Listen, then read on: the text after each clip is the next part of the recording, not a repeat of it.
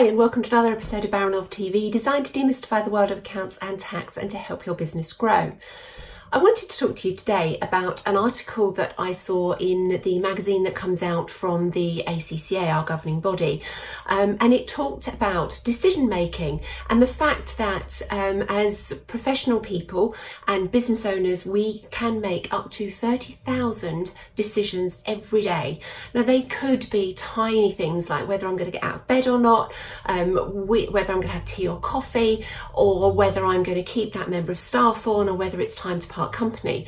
So obviously there's a massive range of circumstances there. But the thrust of the article was talking about the things that influence our decision making and things that we're totally oblivious to, but that can make a big difference to our decision making if we become aware of them. So what am I talking about? Let me explain. So we think that all of our decisions are based on logic and the rules and considered thought, but actually the initial process or different initial part of the brain that considers our first thoughts about decision making are emotion based, and the reason for that is because it needs to consider whether we need to apply fight or flight, so whether it's a life-changing decision or not. So as a result of that, that part of the brain can actually continue to exert influence on that part of our decision making. So it can actually be an emotional based decision, and we get hijacked. So our logical thought is gone. The emotion affects our decision, and that effect is actually heightened for more complex decisions.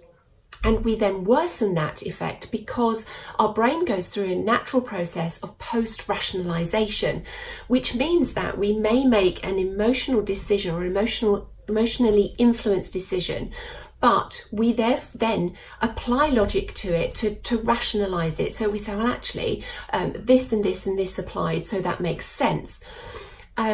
We make decisions also based on our own belief systems and our own values, rather than based on the particular set of circumstances that we're trying to base the decision upon. So for me, it sprung to mind, and this is a trivial example, but as a child, I was very scared of one particular German Shepherd dog. And now when I see them, my gut reaction is always to put my hands in my pockets and kind of shy away from them. So I'm judging every other German Shepherd dog on this one from when I was about 6 or 7. But we do that generally on all sorts of things. So it could be that we meet somebody or we're interviewing somebody and we know that first impressions count, but that's because the flip side of it is that people judge based very, very quickly. And that's what we're doing. We're using these preconceptions and our assumptions to make decisions about new circumstances and new people. And we also have something called confirmation bias that worsens our preconceptions, because what it does is it looks for evidence that supports our preconceptions and disregards and discounts evidence that would support an alternate view. So subconsciously, we are making emotional decisions which we're rationalizing, and then we're making those decisions based on our own bias, and then we're strengthening ththose biases. So we need to make sure that we can try and get hold of this and start to understand and remeasure and recalibrate our decision-making process. So within the article from the ACCA magazine, there were various points on there. One is around developing a better understanding of our own emotions and enabling us to recognise when others are making emotional decisions around us as well. So it means that we can make better quality decisions ourselves, but also make sure that those around us, so potentially in our team, are making better quality decisions too. It also recommended self-reflection. Now that sounds very new age, but actually what they're saying is to try and make sure that we become more aware of when we are making an emotionally influenced decision, not necessarily a knee-jerk emotional decision, but just try and take that emotion out of decisions and develop a more objective view of your own process, your decisions and your behaviours. and also try and get feedback from those around you as to what they think and what their thoughts are as to how you're making those decisions, particularly on the big ones. If you are thinking about the future of a member of your team, think about and try and get some feedback from other people to make sure that you're not basing that on too much emotion or on too many preconceptions. Also, they made the point that there isn't necessarily just one right decision.